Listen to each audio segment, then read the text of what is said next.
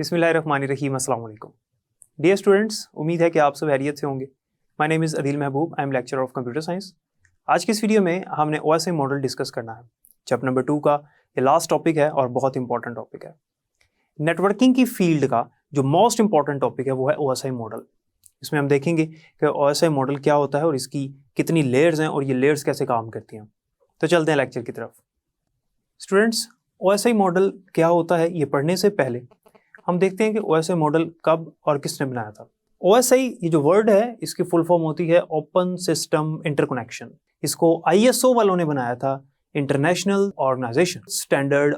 ये एक अदारा है जो कि इंटरनेशनल लेवल पर स्टैंडर्ड्स सेट करता है, स्टैंडर्ड्स तय करता है। आपको याद होगा जब हमने नेटवर्क स्टैंडर्ड्स पढ़े थे तो उनमें DJOR स्टैंडर्ड्स में कुछ गवर्निंग बॉडीज थी, उनमें हमने इसको पढ़ा था। इन्होंने OSI मॉडल बनाया था 1984 में। अब OSI मॉडल होता क्या है और इसको बनाने का मकसद क्या था। शुरू में जब नेटवर्क बना था तो दो कंप्यूटर्स जब आपस में रब्ता करते थे, डाटा कम्युनिकेशन होती थी। जब सेंडर से रिसीवर की तरफ मैसेज पास आउट होता था तो उसके लिए एक स्टैंडर्ड जो सेट था वो ओल्ड स्टैंडर्ड था। उसके अंदर बहुत सारे एक्शंस मैसेज के ऊपर परफॉर्म नहीं होते थे। यानी हमने मैसेज सेंड किया तो उसके ऊपर चंद एक्शंस परफॉर्म होने और मैसेज ने आगे सेंड हो जाना है। लेकिन with the passage of time जब हमारे पास डाटा डिफरेंट टाइप्स का आ गया, लाइक ऑडियो डाटा आ गया, वीडियो डाटा आ गया, डाटा की डिफरेंट टाइप्स आ गई, तो डाटा के ऊपर डिफरेंट ऑपरेशंस परफॉर्म करना भी जरूरी हो गए। तो ISO वालों ने 1984 में OSI एक मॉडल तैयार कर दिया कि जब भी दो कंप्यूटर्स आपस में टॉक करेंगे, जब भी दो कंप्यूटर्स आपस में कम्युनिकेशन करेंगे नेटवर्क में, तो इस कम्युनिकेशन को किस तरह से पॉसिबल बनाया जाएगा, मैसेज को सेंडर से रिसीवर की तरफ कैसे भेजा जाएगा। इवन कि अगर उन कंप्यूटर्स का आर्किटेक्चर डिफरेंट ही क्यों ना हो, लेकिन वो आपस में मैसेजेस को एक्सचेंज कर सकेंगे। आर्किटेक्चर से मुराद होता है कंप्यूटर का स्ट्रक्चर, क्योंकि दुनिया में डिफरेंट टाइप्स के कंप्यूटर्स मौजूद हैं और नेटवर्क में डिफरेंट टाइप्स के कंप्यूटर्स होते हैं।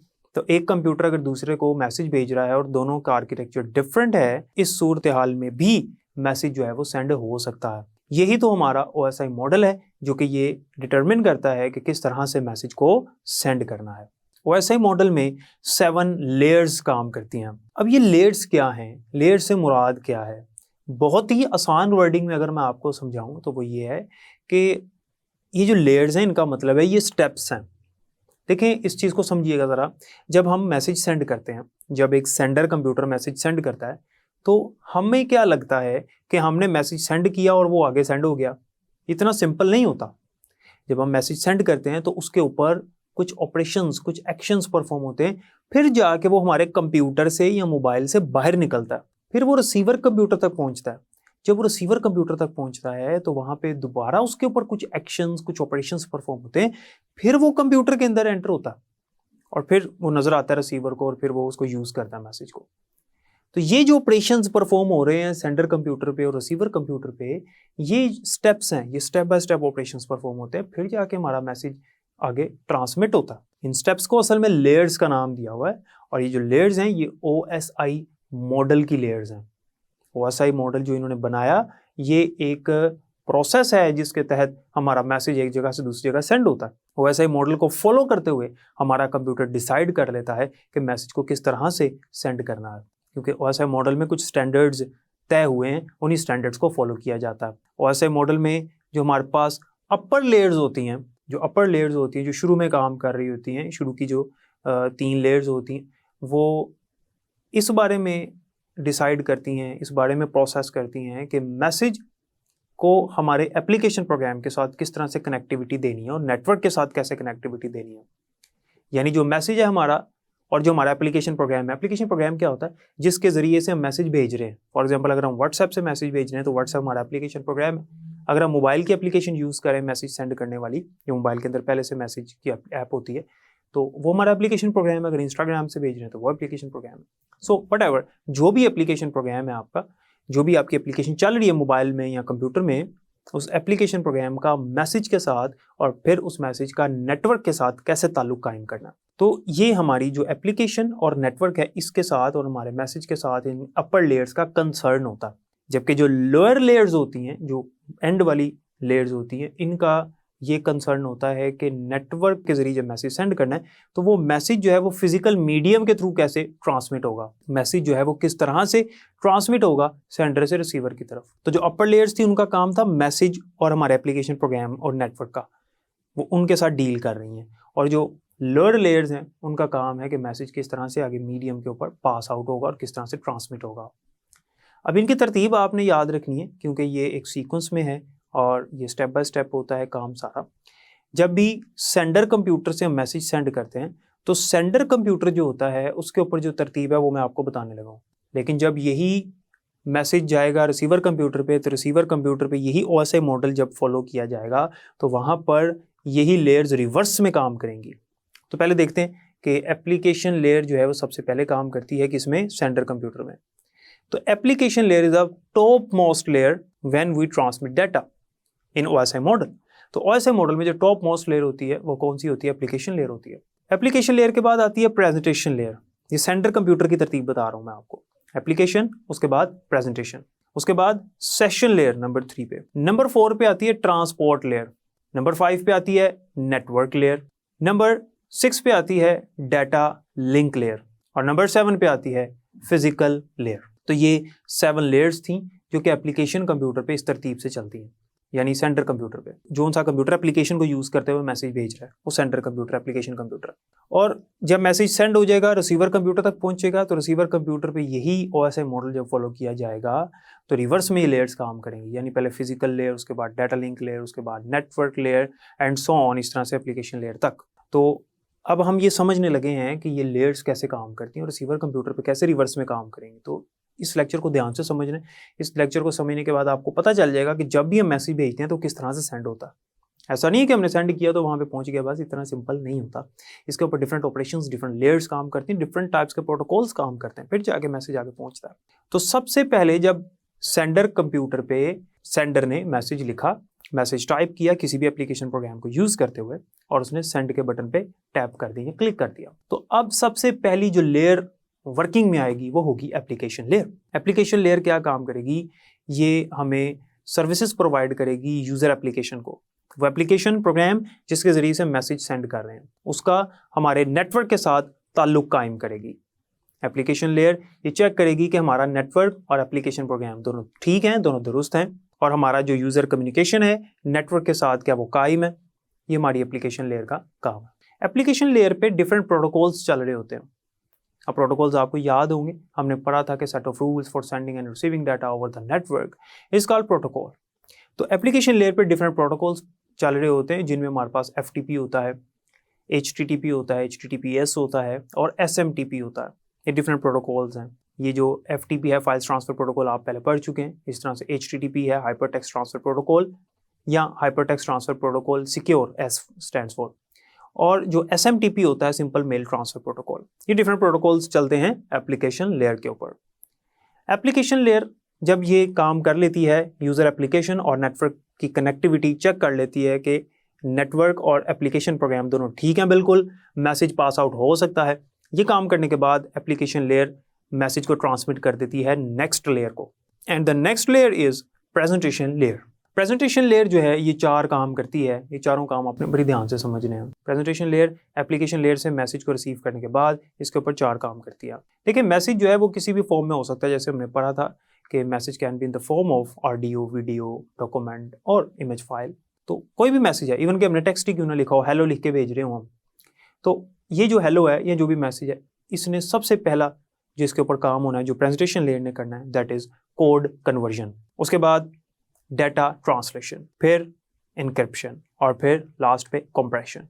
ये 4 काम किए जाते हैं प्रेजेंटेशन लेयर में हमारे मैसेज के ऊपर। तो ये थी हमारे पास प्रेजेंटेशन लेयर। प्रेजेंटेशन लेयर के बाद जो नेक्स्ट लेयर काम करती है that is session layer. Session layer का ये काम होता है कि 2 डिवाइसेस के दरमियान में टाइम पीरियड और सेशन एस्टैब्लिश कर देना। जब सेंडर और रिसीवर आपस में रब्ता करते हैं तो सेशन लेयर सेशन एस्टैब्लिश करती है, यानी टाइम पीरियड कितनी देर तक ये आपस में कनेक्शन कायम कर सकेंगे और कनेक्शन कितना रिलायबल होगा, आपस में कितनी देर तक ये टॉक कर सकेंगे और कितनी देर बाद इनका कनेक्शन टर्मिनेट कर देना है, इनका कनेक्शन कट कर देना है, फिर दोबारा से इनको सेशन क्रिएट करना पड़ेगा, यानी दोबारा इनको रब्ता करना पड़ेगा। फॉर एग्जांपल अगर हम किसी को कॉल करते हैं तो एक सेशन एस्टैब्लिश हो जाता है और एक स्पेसिफिक पीरियड ऑफ टाइम के बाद वो कॉल कट जाती है, हमें फिर दोबारा मिलानी पड़ती है, यानी नया सेशन फिर क्रिएट करना पड़ता है। ये चीज़ें कौन डिसाइड कर रहा है? Session layer. तो सेशन लेयर सेशन एस्टैब्लिश करती है बिटवीन टू डिवाइसेस, के दो डिवाइसेस आपस में how they talk to each other, और कब इनका जो सेशन है वो टर्मिनेट कर देना, यानी मुनक़ता कर देना। उसके बाद आती है ट्रांसपोर्ट लेयर। ट्रांसपोर्ट लेयर हमारे सेशन लेयर से मैसेज को लेने के बाद ट्रांसपोर्ट लेयर ने क्या किया, हमारे मैसेज को चंक्स में डिवाइड कर दिया, जिसे सेगमेंट्स भी कहते हैं। मैसेज के पार्ट्स हो जाते हैं।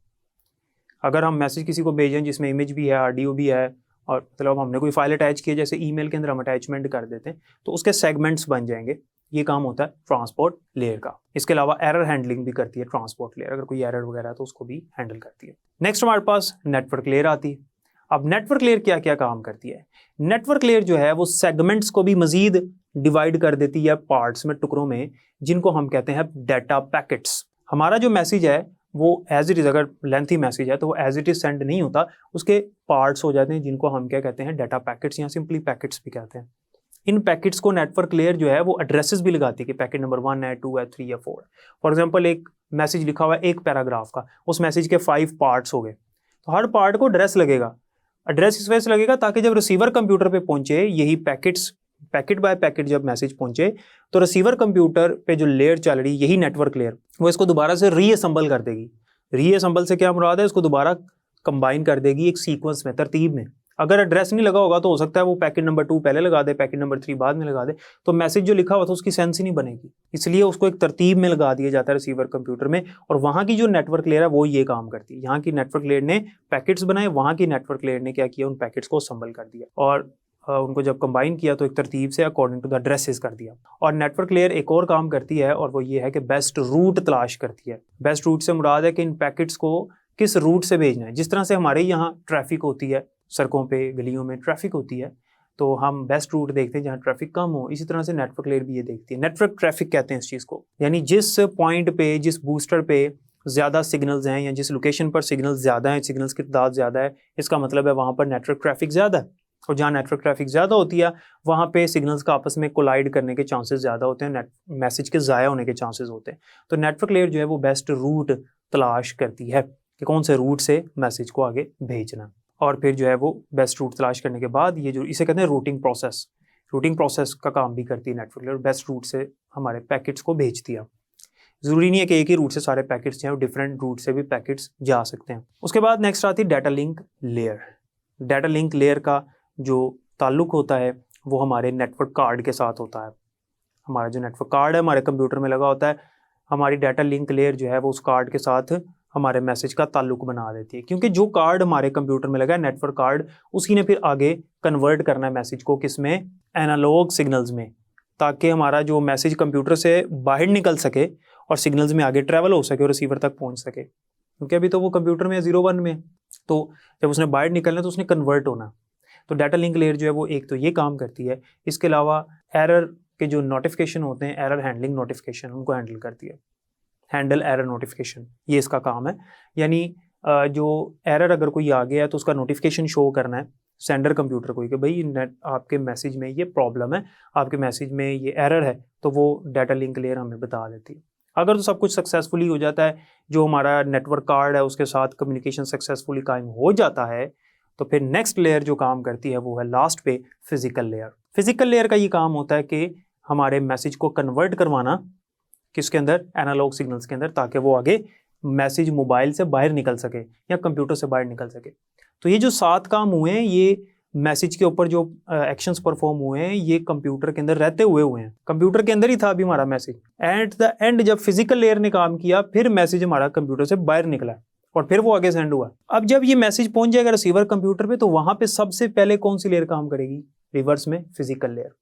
क्योंकि वहां की जो फिजिकल लेयर है उसने हमारे मैसेज को कन्वर्ट करना है दोबारा से डिजिटल सिग्नल्स के अंदर। जब मैसेज रिसीवर कंप्यूटर के अंदर आ जाएगा, फिर बाकी लेयर्स काम करेंगी एंड सो ऑन। इस तरह से वो फिर सारा जो हमारी डाटा लिंक लेयर है उसने जो है वो नेटवर्क कार्ड से मैसेज लिया, फिर आगे नेटवर्क लेयर को दिया, उसने पैकेट्स को दोबारा असेंबल किया, एड्रेसेस के मुताबिक मैसेज को जोड़ दिया।